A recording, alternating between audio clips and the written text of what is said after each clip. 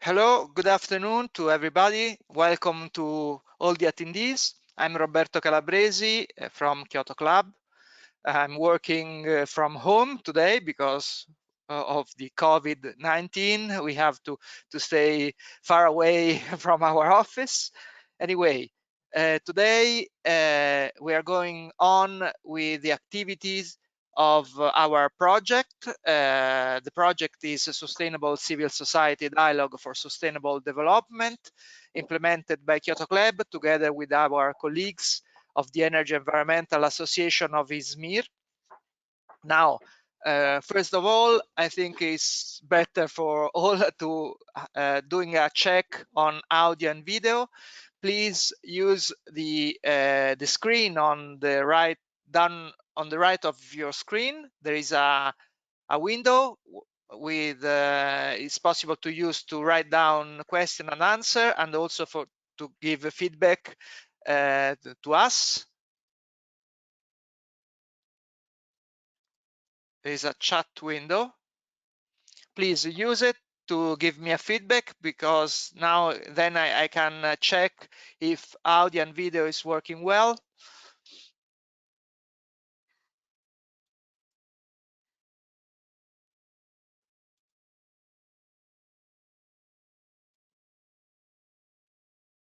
Okay, thank you. I see the first answer. Thank you very much. Then today webinars module is the last one of this project. We will have another replica on the 70th of November. And today the theme is natural capital. We have two parts today. Each part will last about 30 minutes with 20 minutes speaking of the speaker and 10 minutes for answer and question. You can use the window on the right of your screen to write down questions. Then me or Eugenius will read it and to the speaker. The webinars are recorded. Also, this one is recorded. Then you can find at the end, after 3-4 days after the webinar, you can find all the material, the video recording and the presentation on our site. I show you where. This is the homepage of our site, kyotoclub.org. You can go here on the home page, find the logos with the Turkey and EU flag. Click on it. In English, there is two versions, in Italian and English. Click on English version. You will find on your left webinars and teaching materials. Click on it, and here you are in the page. You will find all the activities with all the webinars and all the video recording and all the attachment and PowerPoint presentation on it. Okay, after this, let me present to you our speakers, today's speakers. The first part will, there is Sergio Andreis for the first part, is the director of Kyoto Club on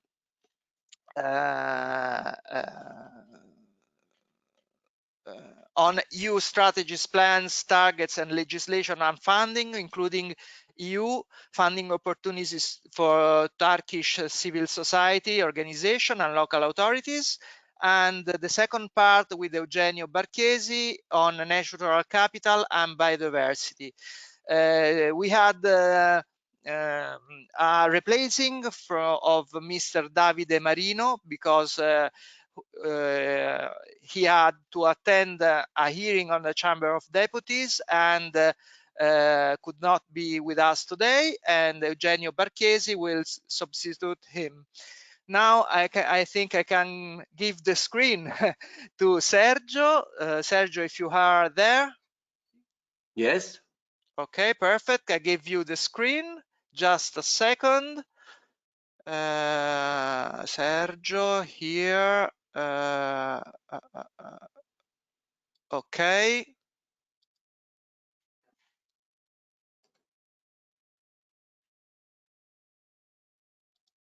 Can I start? Yes, you can go on. Thank you very much, Sergio. We see your screen. So thank you and welcome everybody. So my topic today is about the EU strategies and plans and targets and legislation to preserve natural capital and biodiversity. But I also included the EU funding opportunities on natural capital and biodiversity preservation for Turkish CSOs and local authorities, because as we will see, there are programs which give funding also to our Turkish colleagues in Turkey, and I thought this would be interesting for them. So the second part, as Roberto announced, is the presentation by Professor Marino, who is right now in a hearing in Parliament. So he has asked my colleague Eugenio to read the presentation that he prepared for this webinar today. So where do we stand in terms of European Union natural capital and biodiversity? Now, the European Environment Agency published on last October 19 the State of Nature in the EU yearly report. So this is the most recent assessment, which unfortunately is not positive. Here you have the summary prepared by the agency with a statement by the Commissioner for the Environment, Oceans and Fisheries in the current Commission, who assesses this state of nature as the most comprehensive health check of nature ever undertaken in the European Union. And the summary is a concerned and worrying one. I quote: unsustainable farming and forestry, urban sprawl and pollution are the top pressures to blame for a drastic decline in Europe's biodiversity, threatening the survival of thousands of animal species and habitats. We are in a, let's say, dangerous situation. The background are the two nature directives, major ones, by the European Union, the Habitats and Birds directives, and the assessment by the European Environment Agency is based on the data reporting from all EU member states. And as you can see, the percentages are negative. Around half of the 463 bird species in the European Union have a good status, which is, however, 5% less than during the previous reporting period.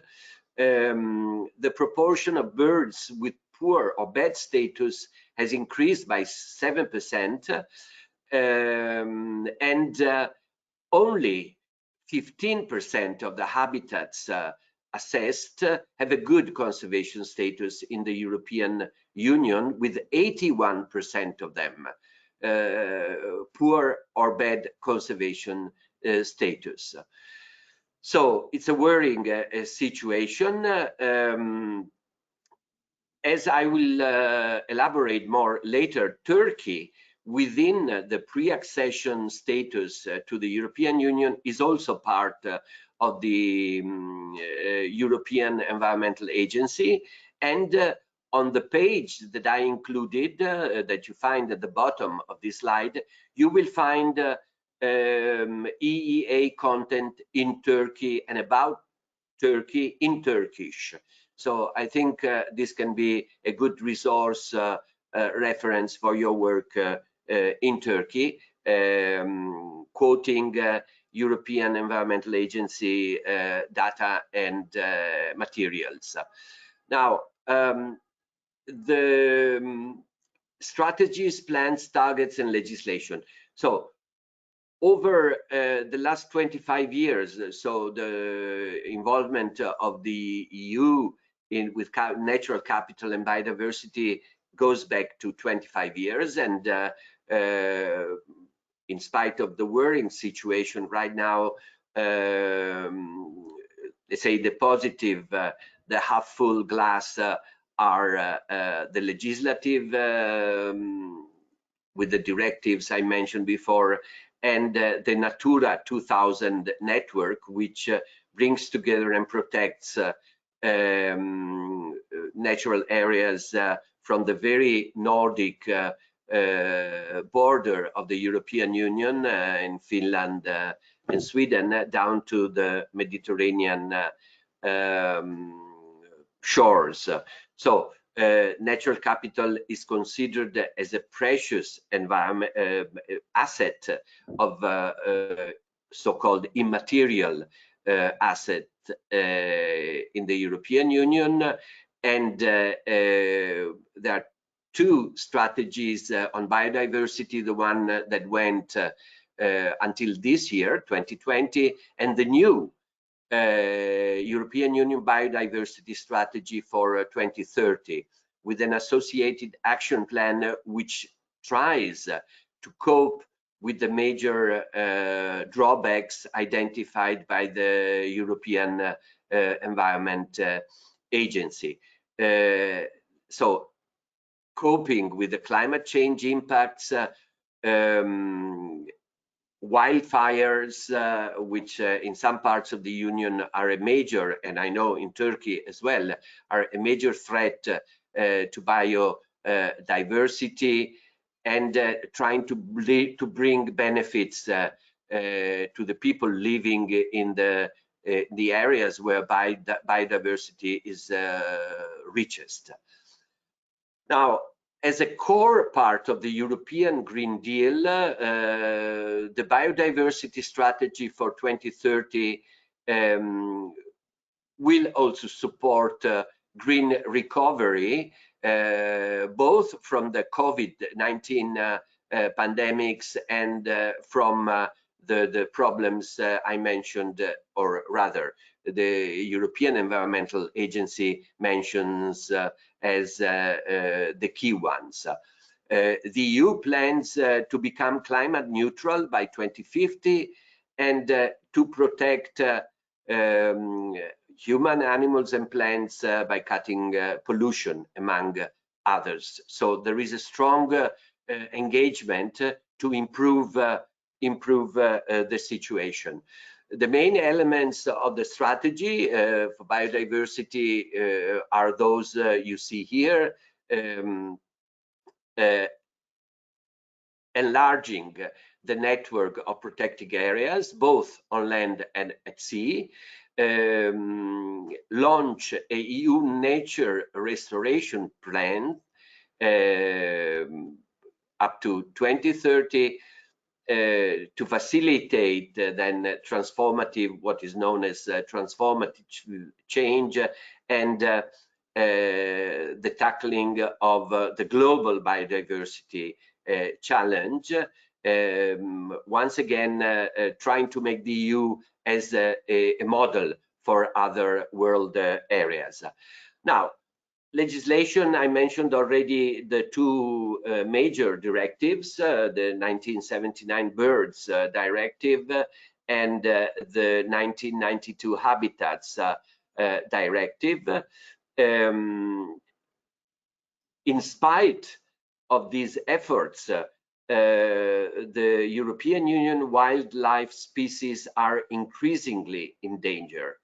And the International Union for the Conservation of Nature, which is, let's say, one of the points of reference for knowledge and monitoring and assessing conservation, wrote that up to 25% of the European animal species are under threat with extinction. So a further very dangerous piece of data. Natura 2000 is the network, let's say the official protection network of European Union protected areas. And it is the largest coordinated network of protected areas in the world. So it is a very precious, very important way to defend the nature capital that we have.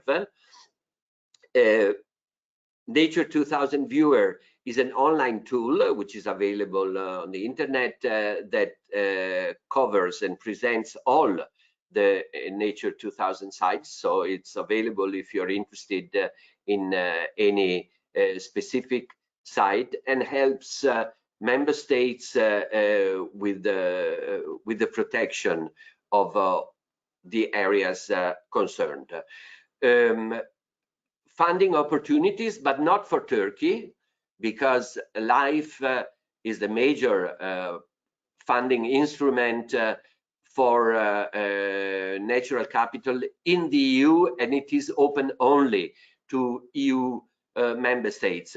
There are a few exceptions, one also for Turkey, in the sense that a project which you can find online has funded also initiatives in Turkey because of the protection of species, birds species transiting from Turkey to the EU. So in that sense, also Turkish beneficiaries have been funded, but basically it is a funding instrument only for the European Union. You see the current budget until this year.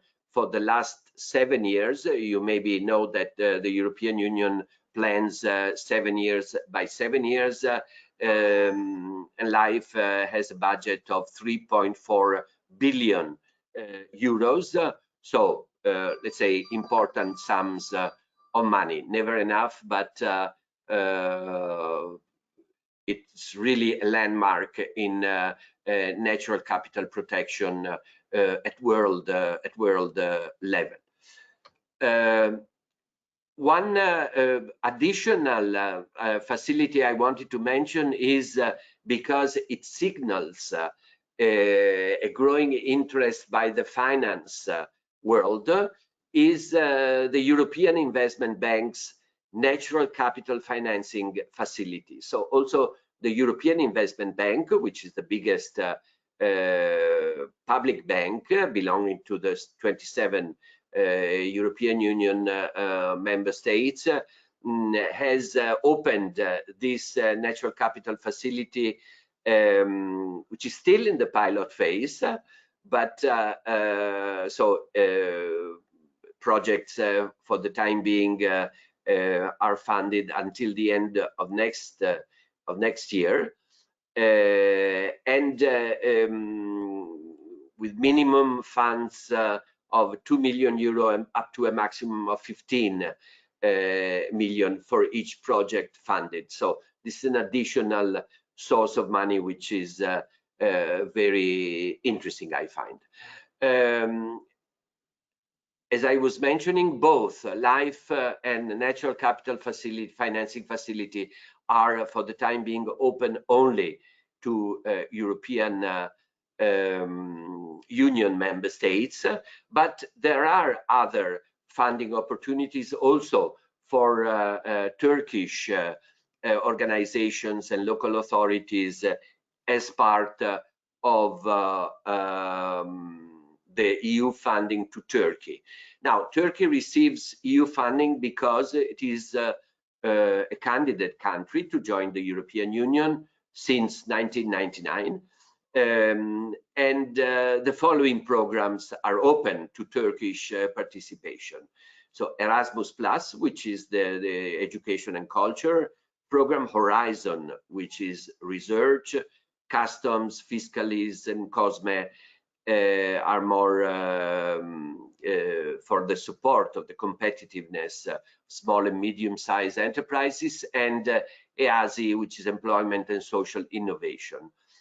In addition to getting funds from these EU programs, Turkey participates in the European Environmental Agency, and as I mentioned earlier, there is a Turkish section on the agency's website, plus in the three other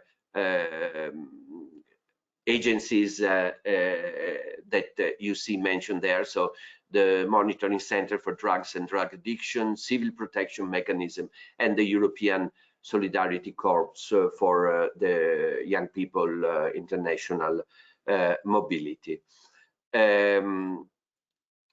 Now, this is the overview of the EU money to Turkey for the 2014-2020 years. So a total of 3.533 million euros plus the cross-border cooperation with Bulgaria. So altogether, we are talking about 3.5 billion euro, which is an important sum of money. And as you see in red, also environment and climate action, as well as innovation, agriculture, and rural development, plus education, are open for culture capital, for natural capital and biodiversity projects. You find all the details online. Now, my advice to monitor when there are deadlines and calls is that you register within each program's newsletter information tools. In particular, the Eurodesk Turkey Opportunity Finder, which is provided by Eurodesk Turkey, which is a service on information about European program in Turkey, and you can sign up to their newsletter through the website, or also directly to the Opportunity Finder, and then you receive automatically the deadlines where you can then present your projects too. Now, there are agencies in Turkey for Horizon, as you can see here, and the Turkish National Agency for Erasmus, so education and culture, plus the civil society dialogue between Turkey and the EU with their dedicated website.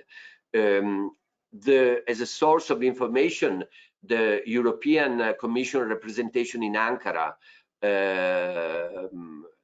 is very useful. You find there all the information both in English and in Turkish, with a special current call for tenders section. Finally, you have Europaid, which is the external relations funding program of the European Union, and here you have also calls related open to Turkish participation. All the programs are managed via the central CFCU, the centralized at the Prime Minister's office contract authority, so to speak. And obviously the website is mostly in Turkish there. Thank you very much for your attention. I remain at your disposal for any questions now or later on, in case you use this presentation with your colleagues later on. And this is the email address where I can be reached, and if you drop me a line and I will answer, trying my best to provide you with the detailed answers to your questions. Thank you very much again. Teşekkür. Thanks a lot, Sergio. I'm Eugenio Bartiesi here. Good morning, everybody. Good afternoon, let's say. I would say let's give a couple of minutes to the participants if they have any questions. So as I already wrote, you can write your question in the chat window on your down right, in the question window, and I will read them to Sergio if there are any for him. So just 1 or 2 minutes. In the meantime, I remember to the participants that all the recorded videos of the webinars and the materials shared by the speakers will be available on our website on chiodogleb.org in the project session, the SCSD SD section on the website. It's very easy to find. You find it in the home page just by clicking on the flags, on the Turkish and EU flags. You find on the home page. And so I don't see questions for the moment. So I would say let's go on. Maybe I can give just 2 or 3 minutes break and I go on with the presentation of Mr. Davide Marino. I will, as Roberto already announced before, I will replace him today because he had an important audition at the Chamber of Deputies, National Chamber of Deputies. So I will share his PPT. Thanks a lot once again, Sergio, for your presentation, and we will go on in 2 minutes.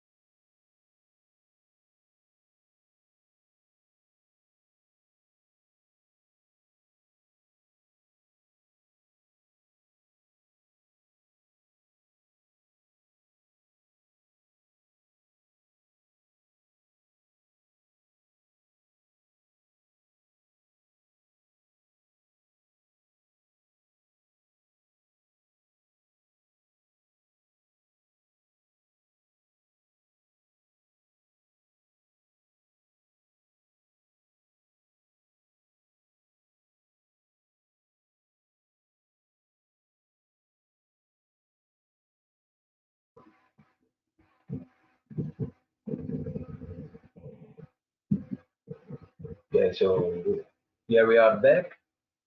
We have just a short break, but since I know that in Turkey it's quite late in the afternoon, we try to go as fast as we can, so I won't steal you anything more of your time.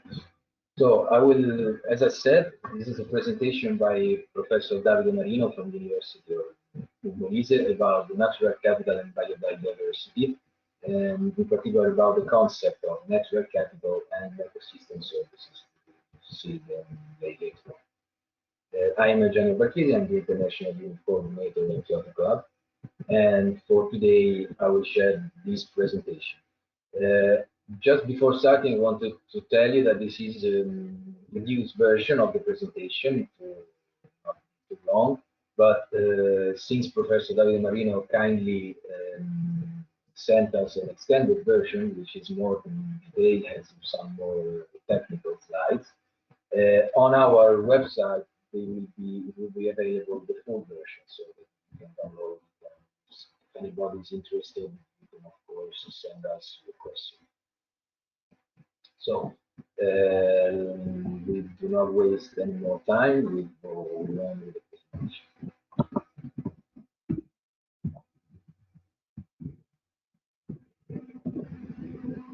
So some slides for introduction. As you, of course, all of you already know, WWF.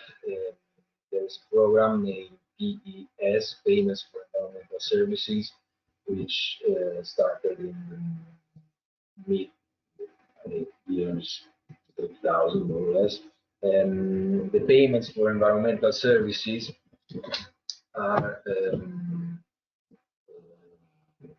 a variety of arrangements that through which the beneficiaries of these environmental services can reward those whose lands provide these services, the landowners, the owners of the land providing these services, which can be these rewards can be like subsidies or market payments.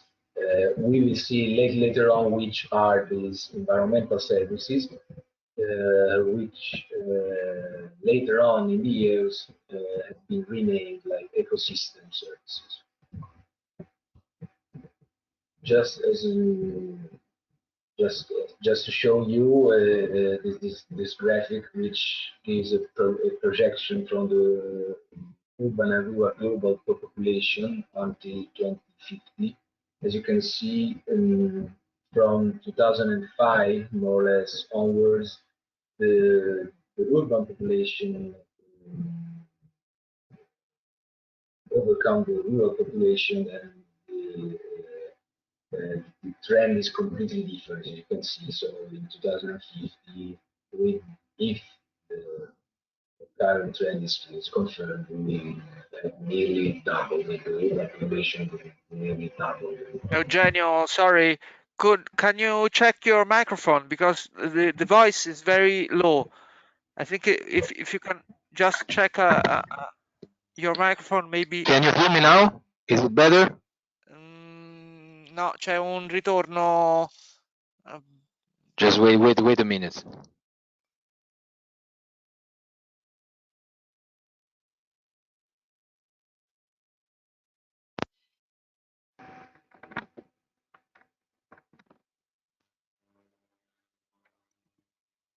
Is it better now? Yes, much Okay, better.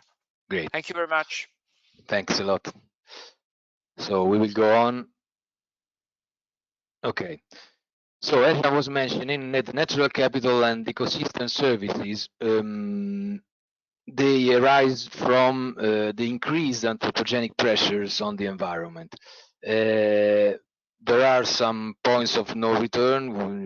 The most famous one, I mean, the one that we all talk about right now is the climate change, the point of no return for climate change.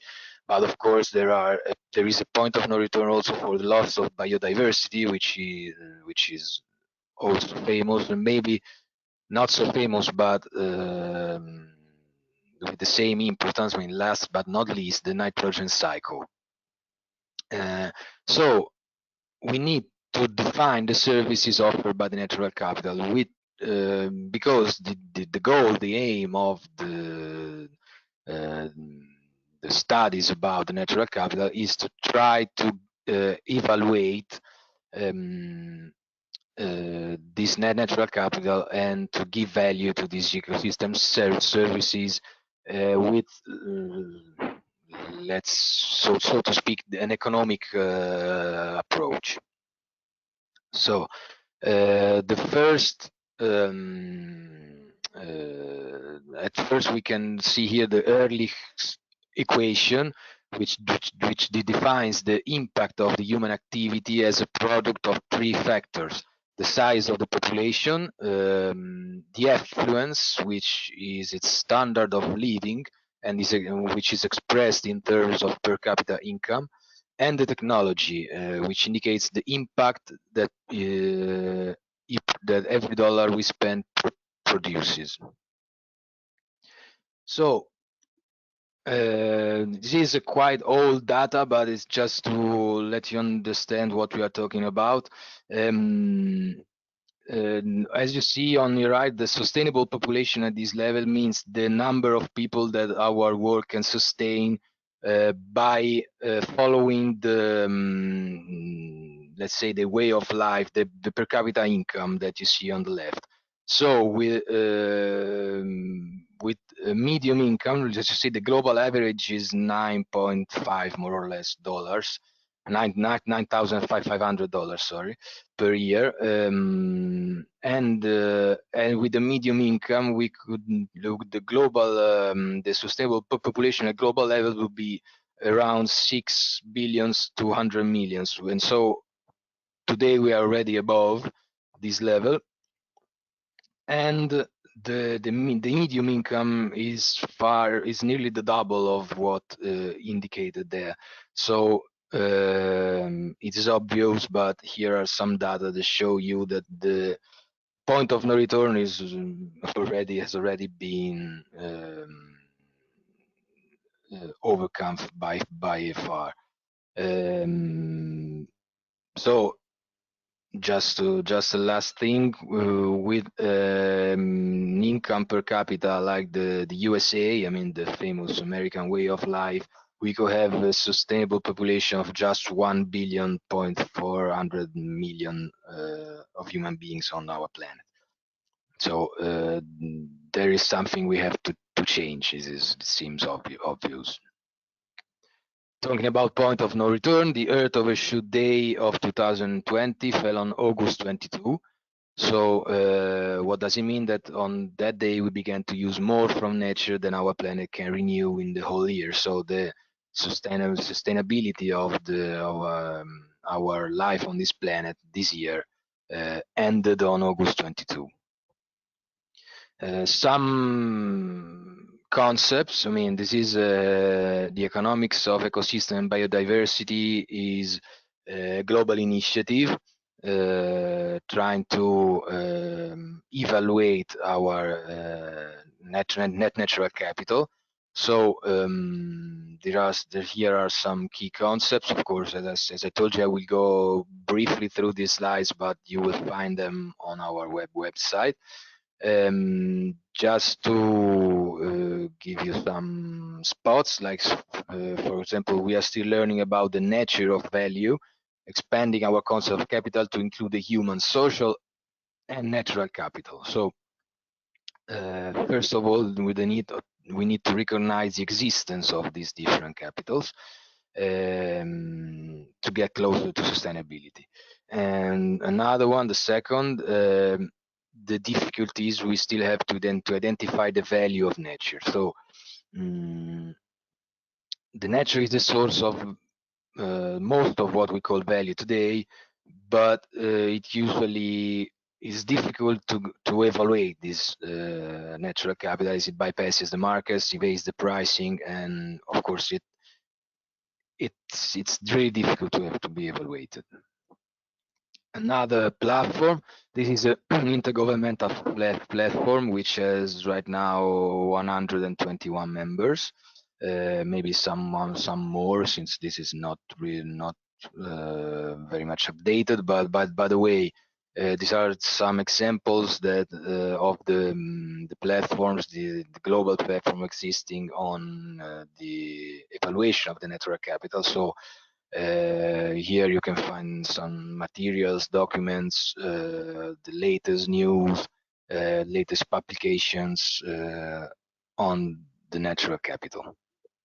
Another one, the wealth accounting and evaluation of ecosystem services. This platform is more specifically dedicated to the ecosystem services. We will see later on which are and what are we talking about.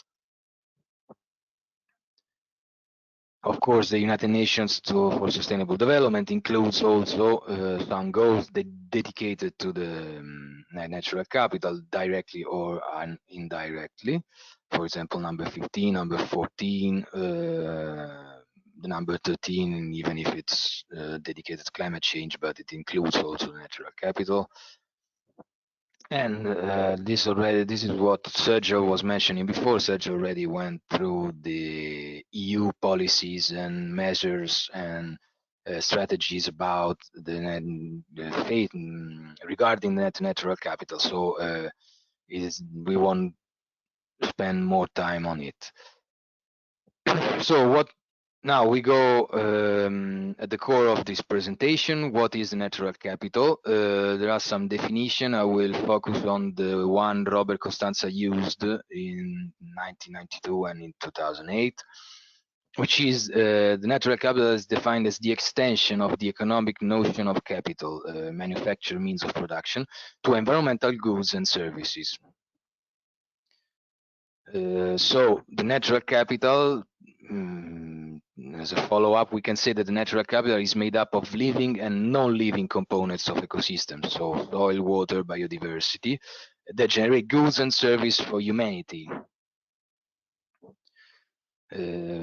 So, as I told you before, to evaluate the natural capital is quite difficult, and there are some studies trying to find a way to evaluate it with an economic approach. So why natural capital is also company capital? Because the state of health, vitality, and resilience of the natural system is a guarantee and prerequisite for the health, well-being, and development of human societies. This is obvious, but often forgotten. Companies have as the very basis of their existence the use of natural capital, like for example, minerals, fuels, soils, water, agricultural products, sea products, pharmaceuticals from biodiversity, chemical, technological products, etc. And the natural capital is also a key pillar for the green economy and circular economy, some more recent approaches. When we talk about the natural capital assets, so what Sergio was mentioning before, some examples, we talk about species, ecological communities, soils, freshwater, land minerals, atmosphere, of course, ocean coasts, and which are the benefits that we can, produced by these assets: food, fiber, fresh water, recreation, clean air, wildlife, etc. Here is a stylized interpretation, so this graphic is not does not represent the reality. It's just a stylized interpretation of what could happen in the coming years if we do not change our policies. The year 2015, as current level of natural capital is chosen because 2015 was the year of the Paris Agreement, the signature of the Paris Agreement. So as you can see, with the business as usual, our loss of natural capital will be really high. If we implement some protecting measures, we would still have a loss of natural capital, smaller than the business as usual, but anyway a loss. So what we will need to do is improve by far our policies about the natural capital to reach the objective of going at least above the non-net loss, so to recovers a bit of natural capital.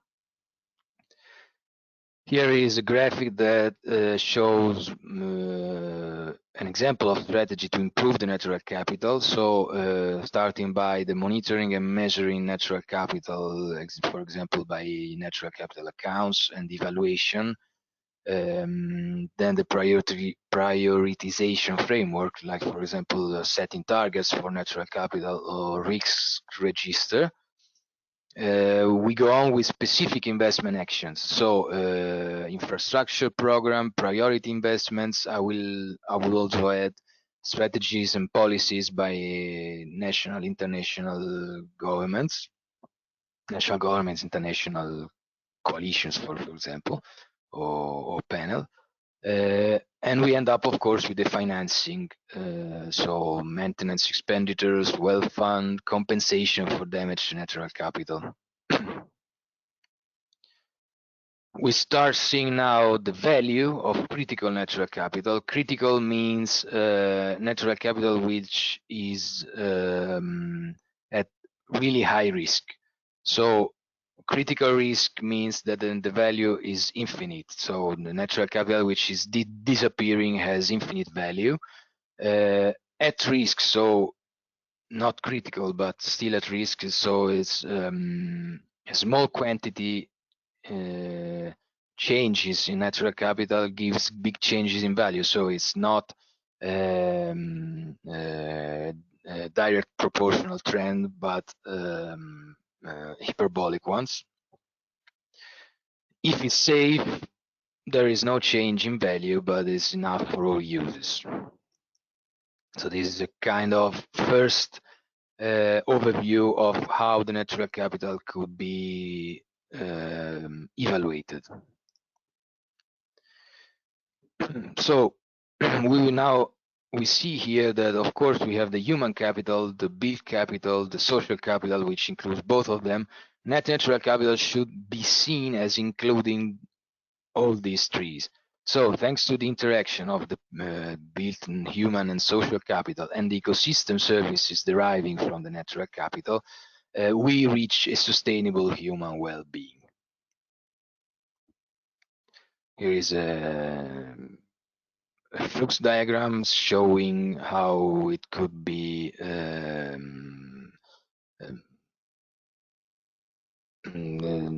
let's say how we could define the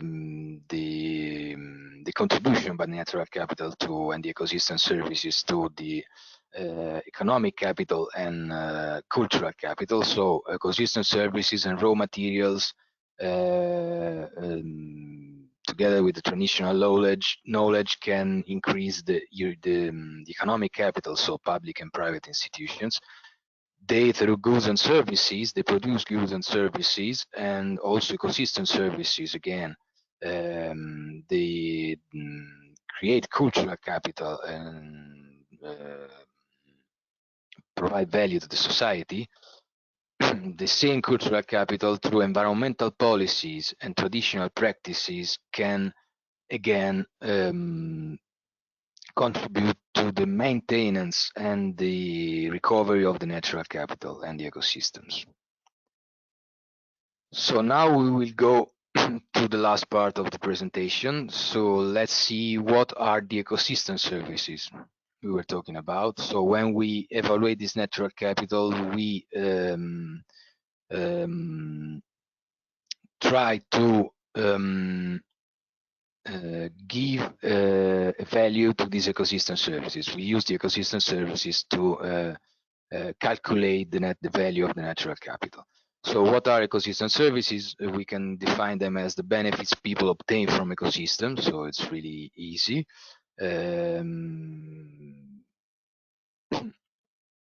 So you can see there are provisioning services like clean water, fish, food, pollination, regulating services, so control flooding, which is important, of course, for climate change, clean air, carbon storage, cultural services. Natural capital can contribute to the recreation, education, aesthetic, of course, habitat, and supporting services, soil formation, food, of course, photosynthesis, fundamental for our life on this planet, and biodiversity. So ecosystem services are the ecological characteristics and functions of processes that directly or indirectly contribute to the human well-being. This is always Robert Costanza in 1997 and 2005.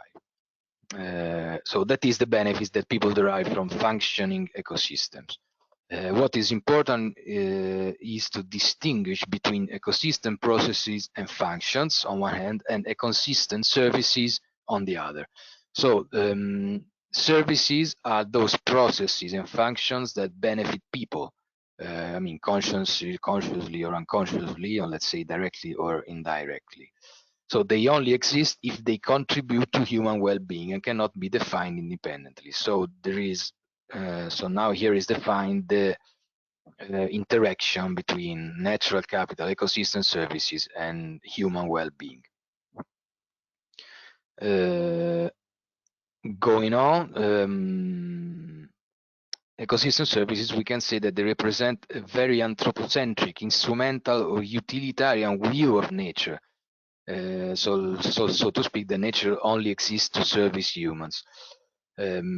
So notion of ecosystem services implies the recognition that humans depend for their well-being and their very survival on the rest of nature. So we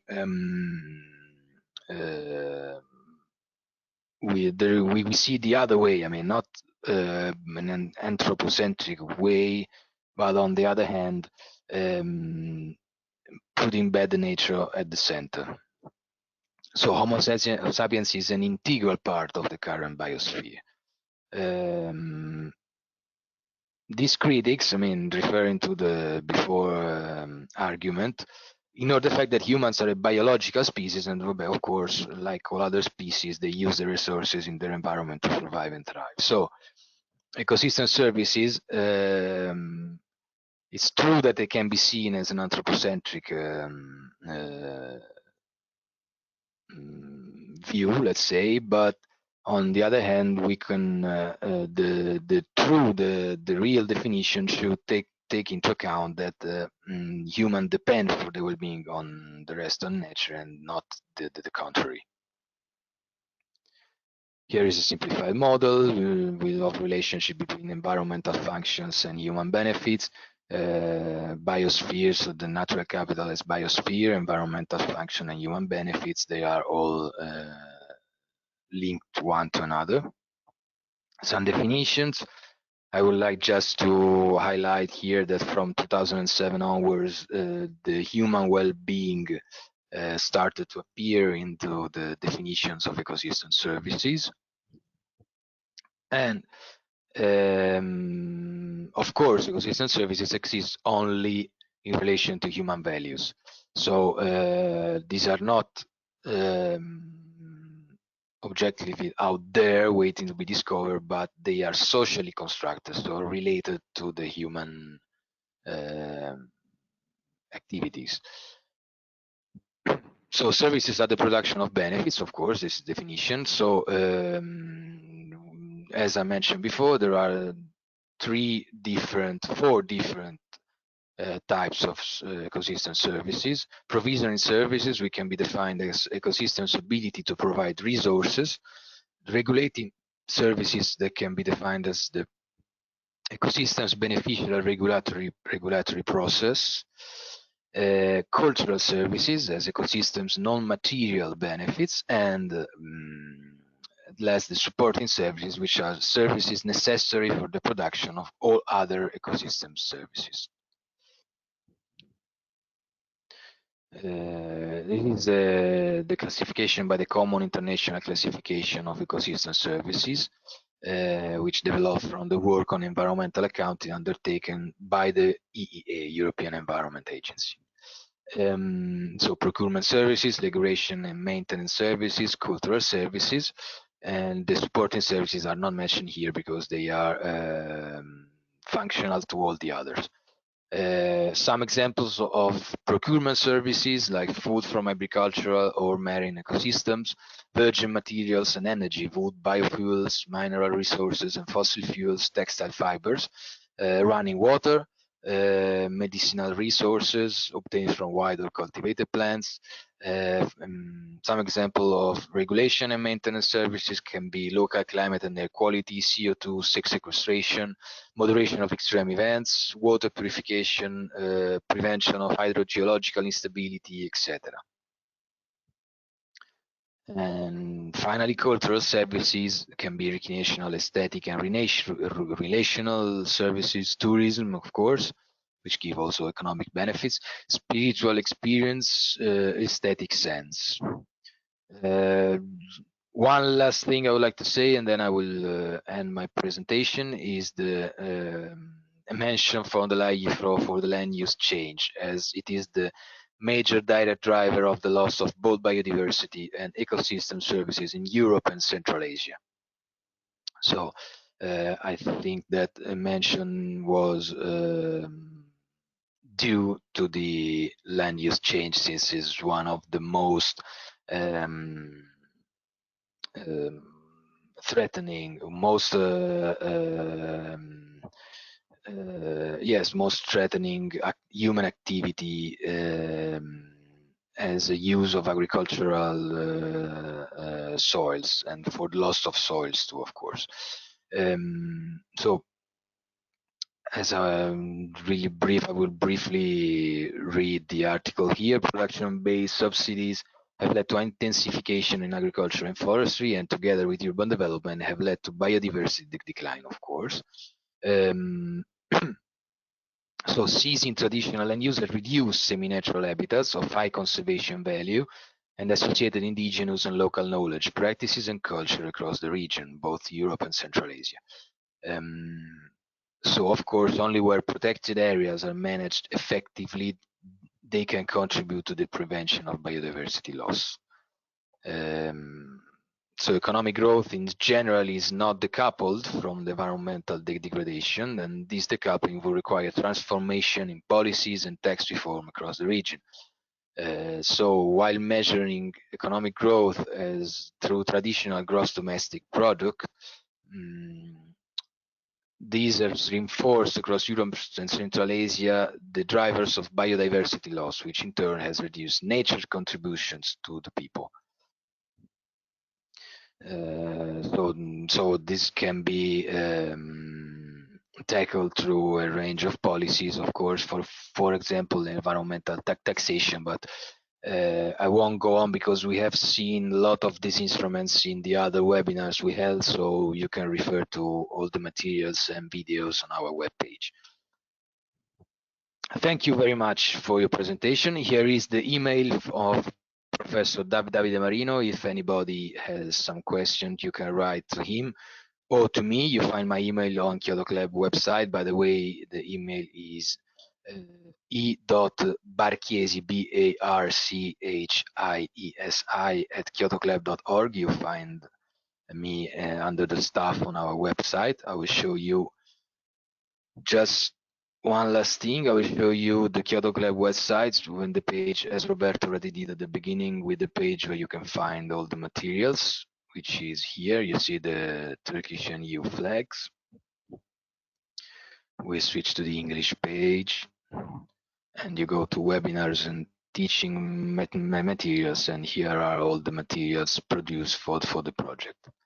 In a couple of days, also the today presentations and video will be available on the website. Thank you very much. As already mentioned before, if there are any questions, please write them so I can read them and try to answer or pass them on to Professor Davide Marino. I will just leave 2 minutes for the questions. Thanks a lot to everybody.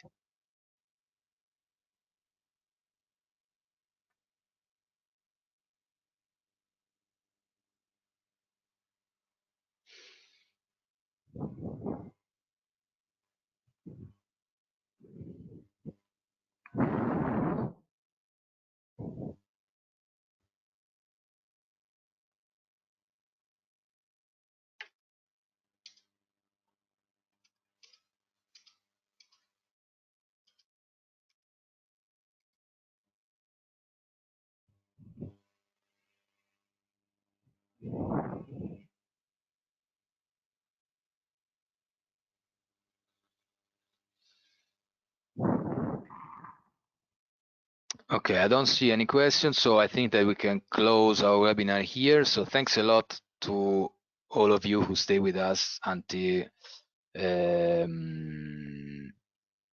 okay, there is a question by a participant. Okay, thank you very much to you too for staying with us until now. As I mentioned, I will upload the complete presentation on the website. So if you are interested, please check our website so you will find the whole presentation there. There's much more technical details. As I say, the participants telling that they are getting prepared for a project on climate. Maybe you will be interested in some more technical details on the presentation. Thank you very much to everybody, and thanks a lot also to Sergio for staying with us before. We will have a take 2 of this webinar next week, but so you will receive the invitation, and if anybody has missed anything, you can check next week our take 2. Thanks a lot and have a nice evening, as in Turkey it's already 6 o'clock in the afternoon. So goodbye, everybody. Thank you, Jenny, also from my side. Roberto speaking. Thank you, Roberto. Thank you very much. Goodbye, everybody. I think we can close the platform.